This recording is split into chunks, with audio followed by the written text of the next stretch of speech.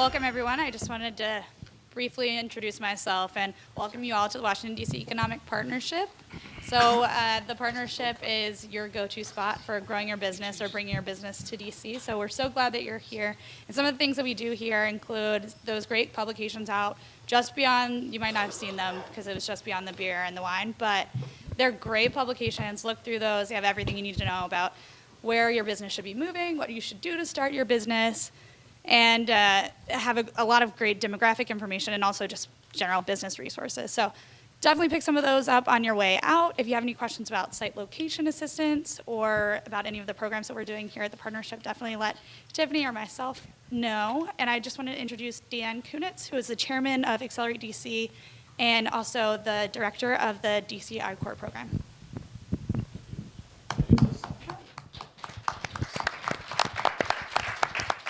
I'll keep this real short. Is this on? Yeah. So who here is an entrepreneur? Raise your hand if you're an entrepreneur. Raise your hand if you're if you mentor entrepreneurs. Raise your hand if you do both. Nice. Once an entrepreneur, always one, right? And I guess there's a few others in the crowd also. All right, so we work with aspiring entrepreneurs here in Accelerate DC, and being an entrepreneur is about taking risks, getting out of your comfort zone. And so venturing out on a 15-degree night to hear some people talk is a good first step. Those of you who are committed and meeting each other, really welcome you here. Glad that you could all make it. So the core program at Accelerate DC is a mentoring program. We've been around for exactly 2 years actually. And we mentor early stage technology startups. And those engagements that we have with the technology startups are very hands-on, one-to-one. We really want to get to know people. We want to get to know what you're doing, what your challenges are, and how we can help you. And this program has really gotten an awful lot of traction, and we're really, really pleased with how we've grown over the last couple of years. These events are a great chance for us to broaden our view a little bit, meet more people from the community, so you get to learn a bit about us, and we get a broader reach to learn about you guys. So look forward to hopefully throughout this program we'll get some chances to hear a little bit about what your concerns are, what your challenges are, and how we can help. But I encourage you to read up more about our program and learn a little more about Accelerate DC's core offerings. And with that, I'm going to introduce Mike, who is going to be the moderator for our 4 panelists here. And so a lot of these folks here are mentors in our program, and they really volunteer an awful lot of their time. So I want to thank all of you for coming, for taking your time to speak. These are all very accomplished entrepreneurs. You have a lot to learn from them. And a quick introduction for Mike. So Mike is by trade an aerospace engineer. School training, right, briefly. But nonetheless, I think that makes you a rocket scientist. And so as a mentor, if he tells you what you're doing is not rocket science, he knows what he's talking about, right? All right, so his first company was Infomec, which was bootstrapped, grew to over 100 employees in the e-commerce space. He's the past president and global board member of Entrepreneurs Organization, EO. Mike's an Army veteran, company commander after 9/11, and the founder of Mission Entrepreneur, which we've partnered on a couple events here at Accelerate DC with that excellent group. They encourage military veterans to become entrepreneurs. Any military veterans here? Great. And recently jumped into a new startup that we've talked about a little bit called Mini Roots in the agritech space, changing the way people get their food. So with that, I'm going to turn it over to Mike, and I'll let you introduce the rest of the folks on the team. Thank you. Thanks, Dan. Appreciate it. I'll stand up just to introduce, and I guess I'll sit down because I'm a panelist too here. So I'm just going to introduce Subodh, and you guys should have the bio. It's actually, I tweeted out the bios before. I don't know if you saw it, Erica, but it's out there. But my take on, after talking to Subodh and getting to know him, is he's a serial entrepreneur, but he's also a big juggler in multiple ways, right? Which I take as a badge of honor, because until recently I was a big juggler of multiple things too, of big data, analytics. You've got a company that's multiple locations and lots of different business models. I think I read you had 9 different companies. Is that right? So that's why we're sitting together. We get along on a lot of things, I think. But the interesting fact is you're launching because I asked everybody to give us one thing that they've done that nobody else in the room has done. So if anybody says something to that question that somebody here has done, raise your hand and we'll freestyle and find something else. But your takeaway for your one thing was what? I decided to launch 2 companies at 2 ends of of Latin America, one in Panama, one in Brazil, with a Portuguese billing company, and two completely different business models and two completely regulatory environments at the same time. I wouldn't recommend that. We'll get to the war story in a second. Do you call it Babel? Tower of Babel? But I think that's pretty cool. It's pretty cool. I mean, just managing that's unusual. And then I also want to introduce Tim. And Tim, my description of you would be political experience, but also I'd call you a young gun, which I used to call myself that back when I was younger. But he's got a really high growth company you guys have probably all heard about called Fiscal Note. And the unusual thing that you're going to share, do you want to sign off with that? Yeah. So, we started our company in Silicon Valley about 2.5 years ago. And while a lot of entrepreneurs go the other way, we actually brought our company and moved our headquarters from Silicon Valley here to Washington, D.C. And we did that. Right on. You brought a lot of guys like Mark Cuban and I guess the Winklevoss twins and some other people that are really pretty cool. Hang out in D.C. a little more now, right? And then we've got Amita. And Amita is interesting because she's a yoga instructor. I'm going to throw that one out there first. Anybody else here a yoga instructor? Okay. I thought that might be the one shot that we had for a tie. Safe one thing I picked. Yeah. And then you're, I'd say, a thought leader in the health space. You're an entrepreneur, but you basically came from the investor side, investor world. And she's also an author, and she's brought several books, which I think we should have enough today. I think Colt kept a couple of books at home. So it's called Enduring Edge, and it's pretty cool, so check it out if you can. So afterwards, you'll be signing them, right? Yeah, so you come up, have her sign them, and they'll become a lot more valuable too. So that's pretty much it for the introductions. I guess for me, my one thing is, anybody else in the room have a parachute collapse on them? No? You? Well, it's not fun, but it reinflated after I fell a little bit faster. Okay, so, and I told the story to Subodh earlier, and he's like, so your golden parachute was, I'm trying to do your accent, I shouldn't do that. The golden parachute didn't inflate? And I was like, no, it was a real parachute. It's okay, I had a rifle on my leg though, so. Yeah, right, and 3 seconds to react.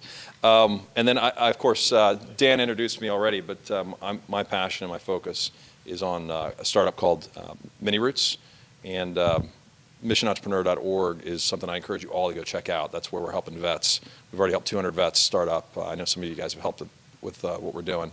But check it out. If you know any vets that want to start a business, send them to missionentrepreneur.org.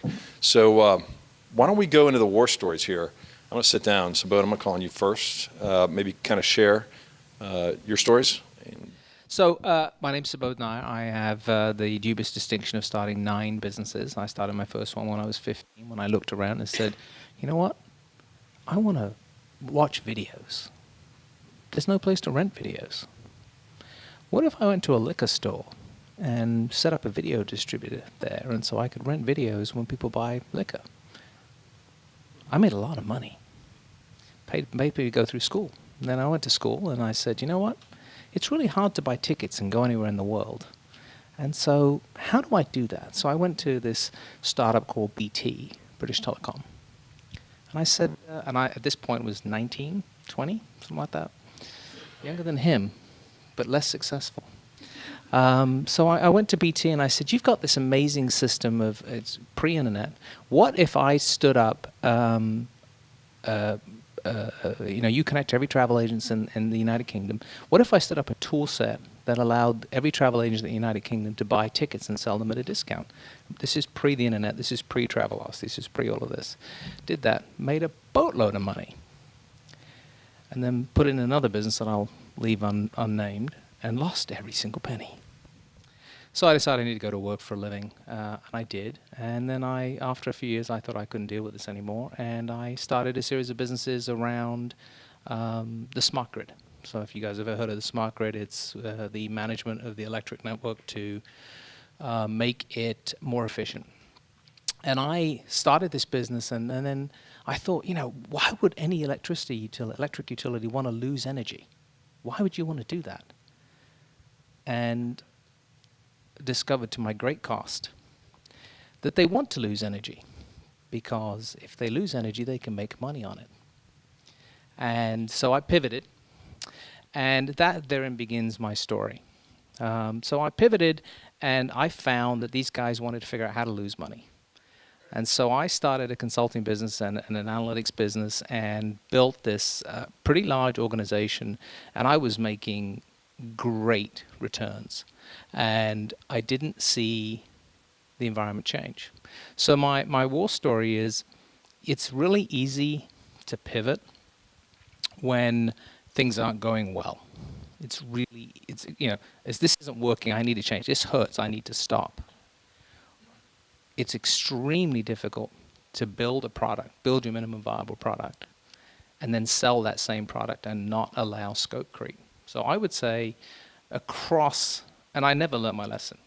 I eventually decided that I couldn't keep learning that lesson, so I thought I was going to stop, and then I went to the company I'm with now, WaterSmart.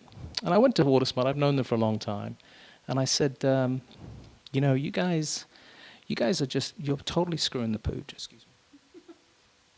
You're not executing well on the East Coast. And they said, you're right. So why don't you help us build the business? And we're going to call the East Coast anything east of Chicago. Because they're a San Francisco-based company, and it's all just out there. So now I'm with WaterSmart, and once again, I am trying to build a business. Although it's nice to be venture-backed, it's nice to have all the resources that WaterSmart does. I'm trying to build a business that starts in Chicago and ends in Atlanta and goes up to Maine. It's 140 million people, something south of 330,000 potential customers. And, just in case I was bored, also designing a new product that we have to sell in this market, because on the East Coast, starting in Chicago, people are less concerned about saving water. We're more concerned about getting rid of the stormwater.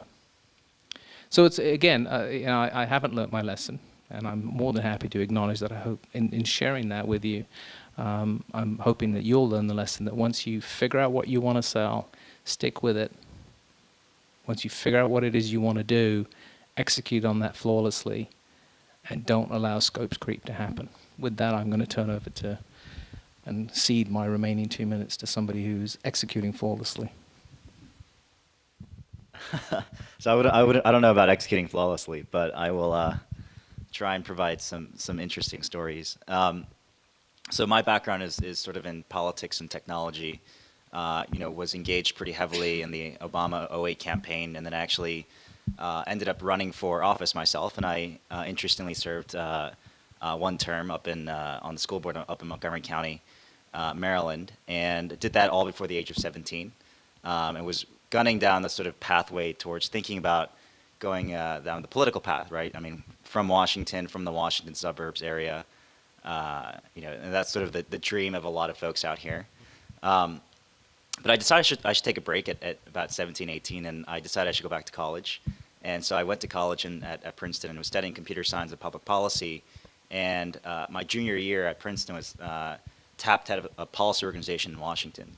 And so was commuting back and forth between New Jersey and D.C. And was trying to essentially run a staff of some folks who were tasked with writing a lot of briefs around a bunch of different issues going on at the time. So everything from ACA implementation, Pell Grant reform, immigration reform. And one of the biggest challenges that I had was that it was actually incredibly difficult to actually understand what's going on in government at any given time. So as you can probably imagine here in Washington, even if you live in Washington, it's hard for you to stay in the know. There's Congress, clearly, but you have thousands of federal agencies. Now you venture past the Beltway and you have 50 state legislatures, you have 3,000 city halls, you have over tens of thousands of different utilities and insurance and agricultural commissions and regulatory agencies. So if you're a business operating in America, there's a tsunami of regulations and legislation that you need to continue to stay on top of around the country. And you need to do that in real time. And so the traditional way of getting information has been traditionally through K Street lobbying firm or a law firm or trade association. And we decided we could actually automate all of that.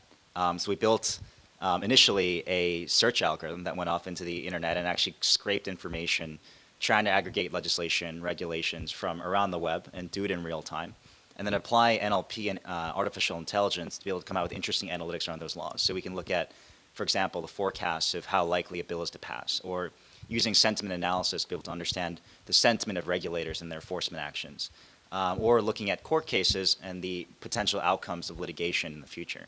And so essentially, the business of mitigating legal and government risk is actually incredibly lucrative here in Washington, and actually it's the sort of business of Washington for the last couple of centuries. And so we decided there might be a massive opportunity, and certainly a massive opportunity to actually disrupt a very, very old and stodgy industry. So the first challenge that we had was that when I had this idea, I was 21 years old, and I was just coming out of my junior year at Princeton, and we had no money. So what we did is we essentially tried to bootstrap as much as possible, asking our parents and friends, trying to do whatever we could. So we scrapped together about $25,000 and used a good portion of it trying to buy a ticket out to the Valley, right? Because if you're a 21-year-old kid who wants to start a company, of course you go to the Valley. And so we were in the Valley, and our first challenge was that we couldn't actually find an apartment. Insanely expensive to actually find an apartment for two buddies of mine who we were starting a company with, and actually another two engineers that we had brought on from high school. And so if you can imagine 5 guys kind of roaming around in Silicon Valley trying to find an apartment, that was pretty much us for the first week. And during the time, we were actually in a Motel 6. And so what eventually ended up happening was that we actually just camped out in the Motel 6 for about 4 months. It was actually cheaper to live in a hotel, Motel 6, than to actually get an apartment in the Valley. And so you can kind of visualize this. My co-founder and myself sharing a bed, and another 2 guys sharing a bed, and then another guy sleeping on the floor. And so for 4 months, we were actually living in this room, trying to build the first prototype of this company. And I can guarantee you, it was not great. I mean, in the mornings, we try and take a shower, and so what happened is there's only one bathroom in the Motel 6, and so the shower would actually fog up the entire room, and so we'd have